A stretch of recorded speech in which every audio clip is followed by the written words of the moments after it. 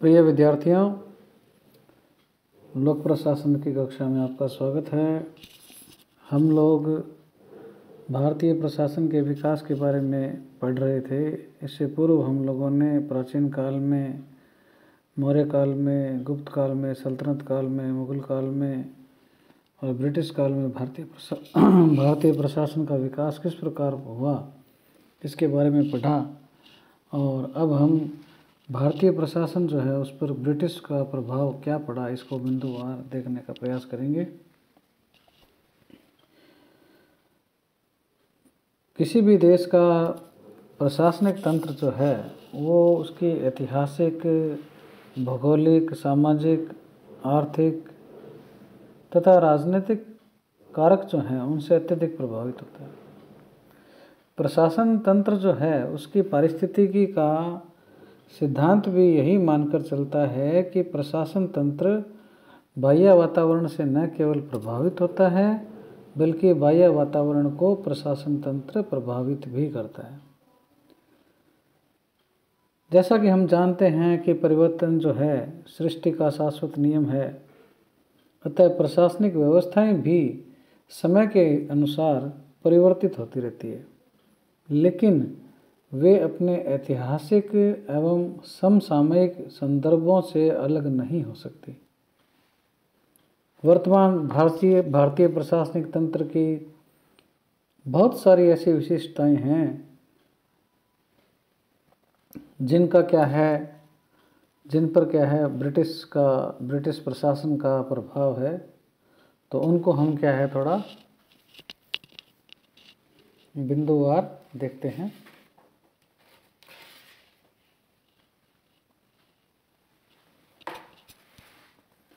पहला है अखिल भारतीय सेवाएं व अन्य लोक सेवाएं।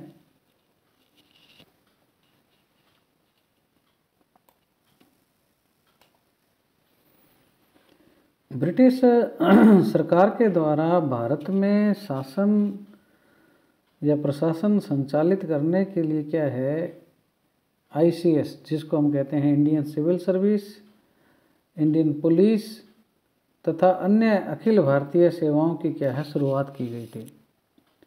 आज भी इन सेवाओं के अधिकारी भारत में कहीं भी नियुक्त किए जा सकते हैं।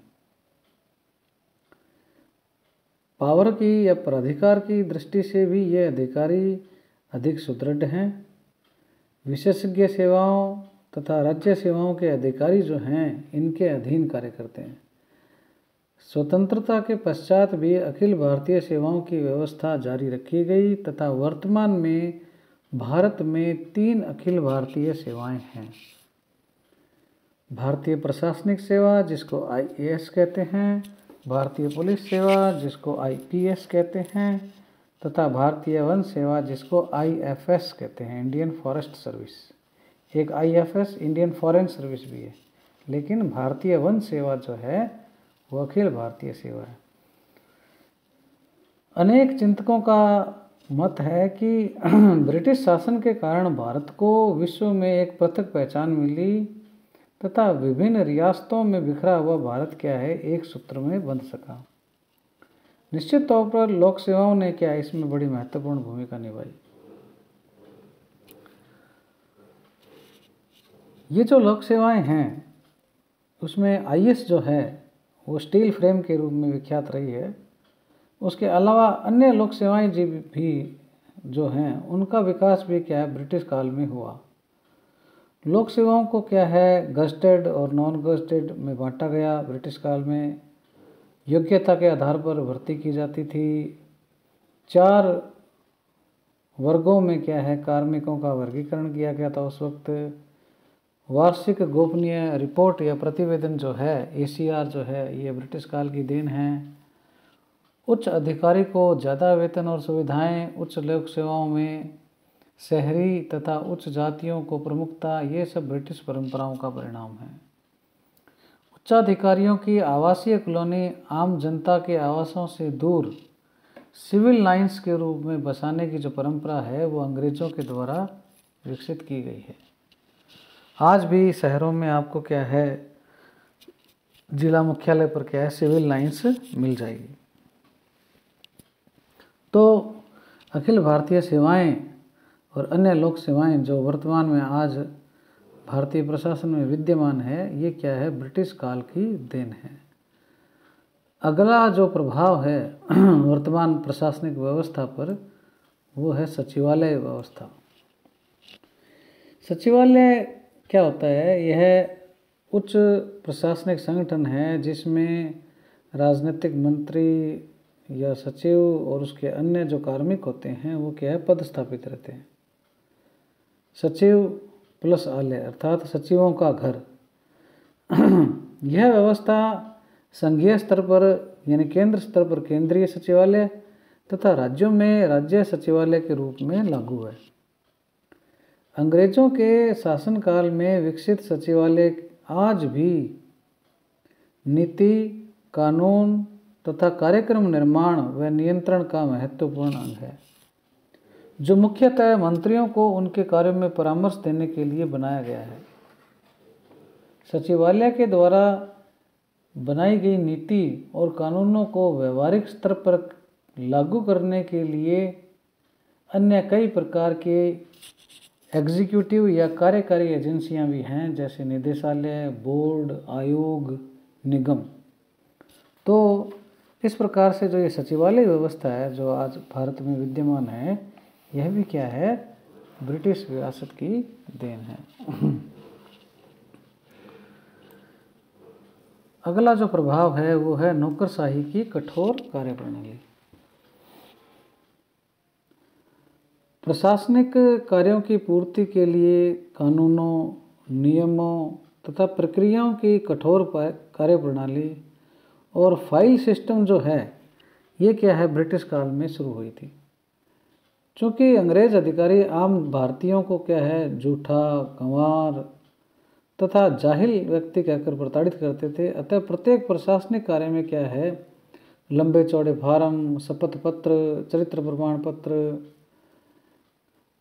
गैजेटेड से प्रमाण पत्र लेने जैसी जो प्रक्रियाएं हैं वो निर्धारित की गई थी, जो आज भी क्या है, लोक प्रशासन में क्या है, यथावत जारी है। जहाँ तक गजट के प्रकाशन का प्रश्न है, यह प्रक्रिया सर्वप्रथम क्या है, गजट जो है 1864 में शुरू हुआ था। गजट से मिलता जुलता शब्द गजटियर भी है। गजटियर क्या होता है, किसी स्थान, संस्कृति, नाम या पर्यावरण संबंधी जानकारी का जो दस्तावेज होता है वो क्या है, जिला, जैसे जिले के अंदर आता है जिला गजेटियर्स, ठीक है ना। गजेटियर्स तो क्या है, जिला गजेटियर्स क्या होगा, जैसे बीकानेर का जिला गजेटियर्स जो है उसमें क्या है, बीकानेर का जो स्थान है उसकी संस्कृति है, नाम है, पर्यावरण है, उसकी जिले की जानकारी होगी, वो क्या है, जिला गजेटियर्स होता है। गजट और गजेटियर्स अलग अलग चीज़ें हैं। लोक सेवकों में जनता से श्रेष्ठ, अलग, स्वामी समझने की जो प्रवृत्ति है वो अंग्रेजी प्रशासन का परिणाम कही जाती है। स्वतंत्र भारत में इस गुलाम मानसिकता के अतिरिक्त नौकरशाही में कई अन्य दोष विद्यमान हैं। साहब संस्कृति तथा बाबू राज की शुरुआत भी क्या है, ब्रिटिश शासन की देन मानी जाती है, जो आज संपूर्ण भारतीय प्रशासन की विशिष्ट पहचान बन चुकी है। तो इस प्रकार से क्या है, नौकरशाही की जो बुराइयां हैं वो आज भी क्या है, भारतीय प्रशासन में विद्यमान है। इसके पश्चात अगला जो प्रभाव है वो है संघीय व्यवस्था तथा राष्ट्रीय एकता। इसमें कोई दो राय नहीं है कि अंग्रेजों ने विशाल भारत को एक सूत्र में पिरोने का क्या है, सफल प्रयास किया था। इस प्रयास में एक समान कानून, कठोर का अनुशासन, सामाजिक सुधार, अखिल भारतीय सेवाएं, ये क्या है, सहायक रहे हैं।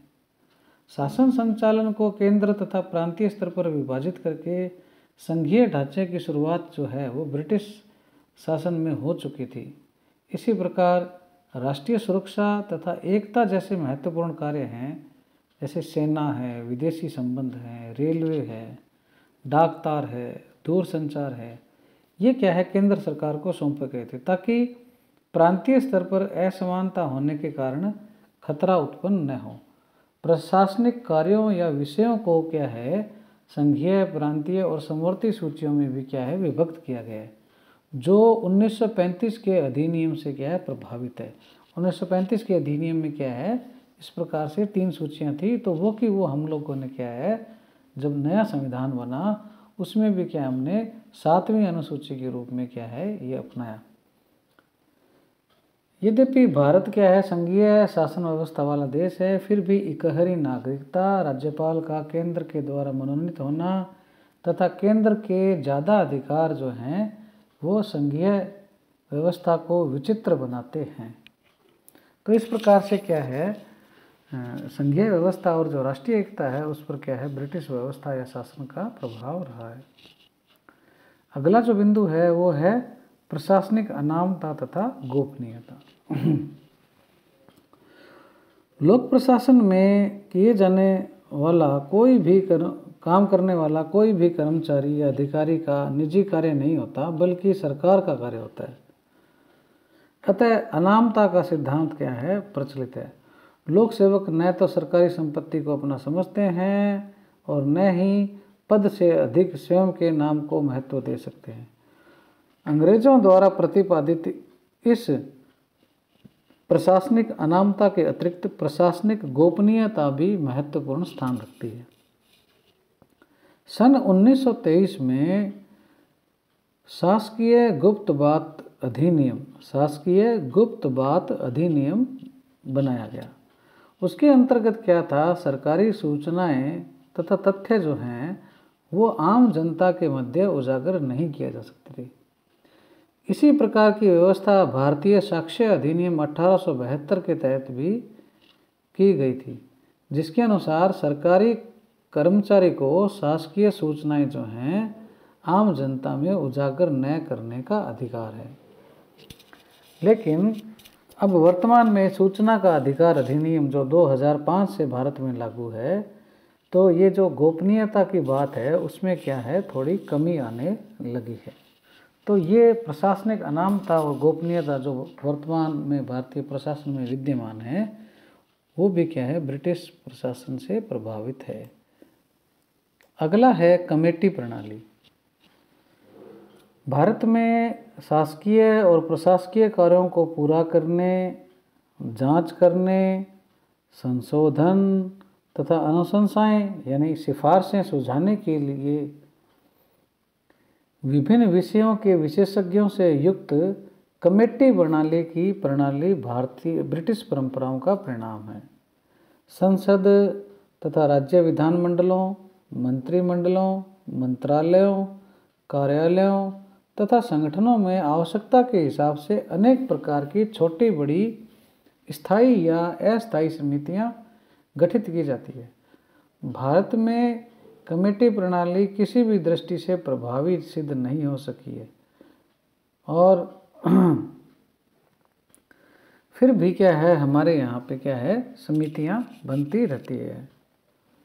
तो ये जो समिति प्रणाली है ये भी क्या है ब्रिटिश विरासत है। जिला प्रशासन। ईस्ट इंडिया कंपनी ने बंगाल में शाह आलम से क्या है दीवाने अधिकार प्राप्त करते ही रेवेन्यू एकत्रण या राजस्व एकत्रण की ओर ध्यान केंद्रित कर लिया था। सर्वप्रथम वारेन हेस्टिंग्स ने सन 1772 में बंगाल में कलेक्टर पद को सृजित किया। कलेक्टर उस वक्त कलेक्ट करने वाला यानी राजस्व को इकट्ठे करने वाला क्या कहलाता था कलेक्टर। तो वो नाम आज भी चल रहा है। कलेक्टर जो पोस्ट है वो क्या है उसने 1772 में बंगाल में क्या है वारेन हेस्टिंग्स ने पोस्ट क्रिएट की। उसको क्या है सन 1773 में क्या है फिर समाप्त कर दिया अगले साल ही। सन 1781 में फिर क्या है इसको वापस पुनर्जीवित किया गया। सन 1787 में राजस्व एकत्रणकर्ता कलेक्टर को दंड नायक की शक्तियां भी दी गई। धीरे धीरे जिला कलेक्टर का पद भारतीय लोक प्रशासन में क्या है महत्वपूर्ण हो गया। आज़ादी के पश्चात जिला लोक प्रशासन राजनीति और भौगोलिक दृष्टि से क्या है महत्वपूर्ण इकाई बन गया, जो विकास, शांति व्यवस्था, विभागीय सेवाएं, संसदीय क्षेत्र तथा तहसील व राज्य के मध्य क्या है एक मुख्य समन्वयक इकाई के रूप में निर्णायक की भूमिका निभाने लग गया है जिला। केंद्र व राज्य सरकार के सभी जनता से जुड़े हुए जो विभाग हैं उनके कार्यालय क्या है जिला स्तर पर होते हैं, जो न केवल विकेंद्रीकृत प्रशासन का पर्याय है बल्कि प्रशासनिक कृत्यों के निर्वहन जो है उसकी मूलभूत व्यवहारिक इकाइयाँ भी वहाँ होती है। तो जो ये जिला प्रशासन जो है, जिला लेवल की जो व्यवस्था है, ये भी क्या है ब्रिटिश प्रशासन के द्वारा शुरू की गई थी। इसके बाद आता है राजस्व प्रशासन।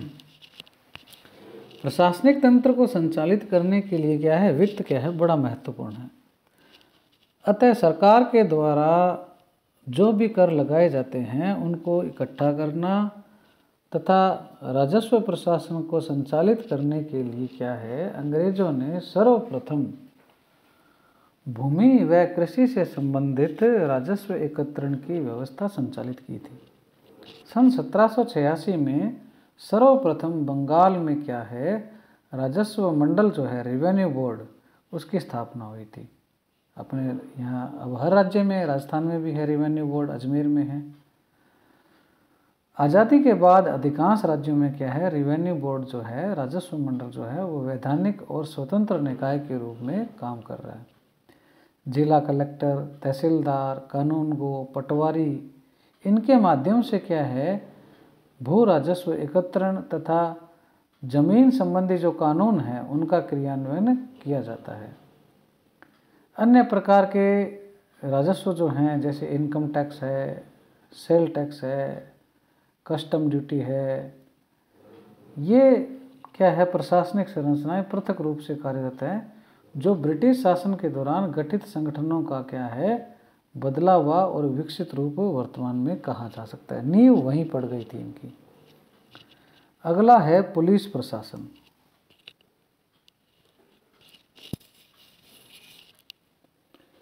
अंग्रेजों द्वारा भारत में शासन के दो मुख्य उद्देश्य थे। पहला था भारत में राजस्व व कच्चा माल को इकट्ठा करके इंग्लैंड भेजना और दूसरा क्या था भारत पर शासन करने के लिए शांति व्यवस्था बनाए रखना।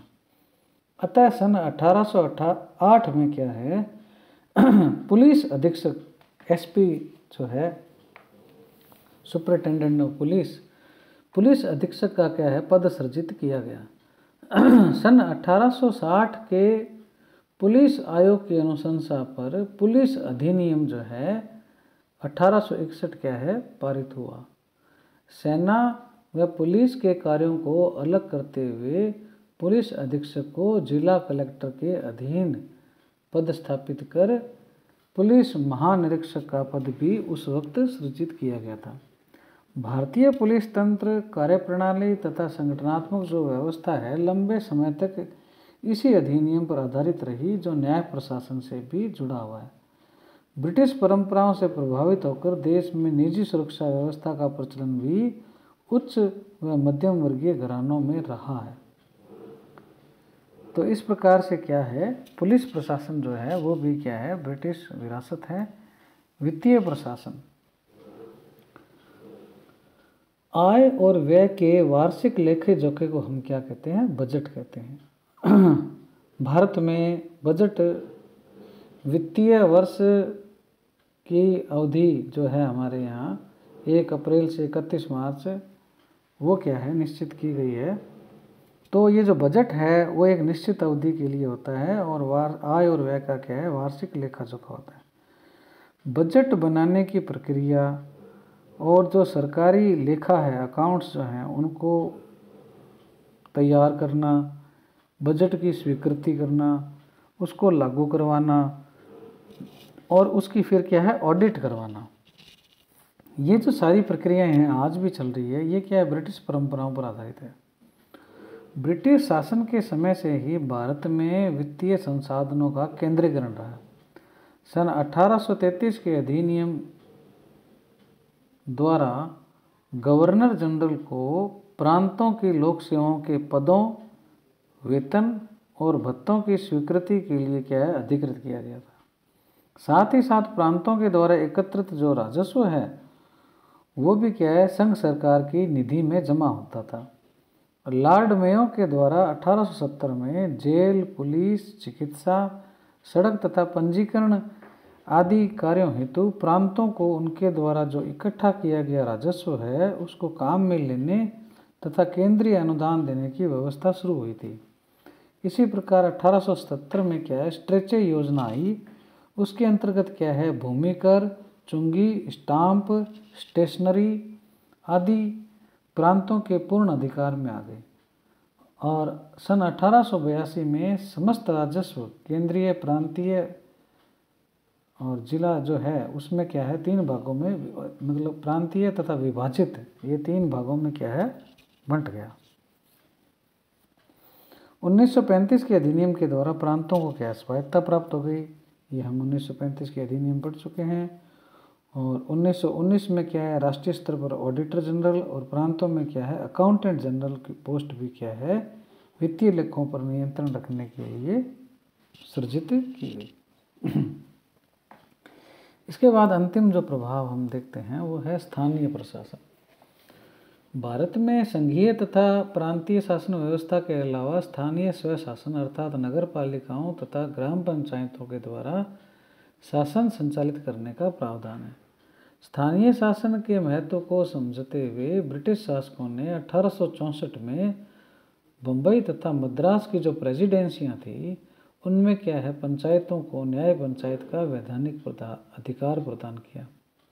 1870 में क्या है लॉर्ड मेयो के द्वारा स्थानीय संस्थाओं को वित्तीय स्वायत्तता देने का प्रस्ताव स्वीकृत किया गया। 12 मई 1882 को लॉर्ड रिपन जो भारत में स्थानीय स्वशासन के जनक माने जाते हैं ने ग्रामीण स्थानीय संस्थाओं में निर्वाचित प्रतिनिधियों की व्यवस्था की। रिपन का ये जो प्रस्ताव है वो क्या है Magna carta of local self government भी कहलाता है। सन 1909 में विकेंद्रीकरण जो है उस पर क्या है एक आयोग गठित किया गया। उसने क्या है ग्राम, तहसील तथा जिला स्तर पर त्रिस्तरीय पंचायत स्थानीय शासन की अनुशंसा की थी जो आज अभी भी हमारे लागू हुई है 73वें संविधान संशोधन के द्वारा।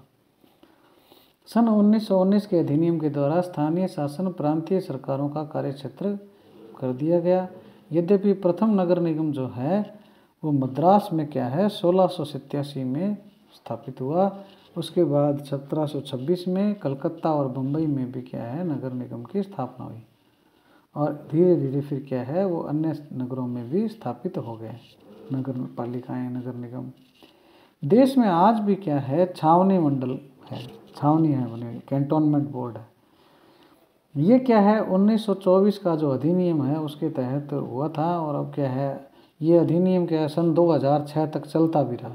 2006 में क्या है कैंटोनमेंट जो एक्ट है उसमें क्या संशोधन हुआ।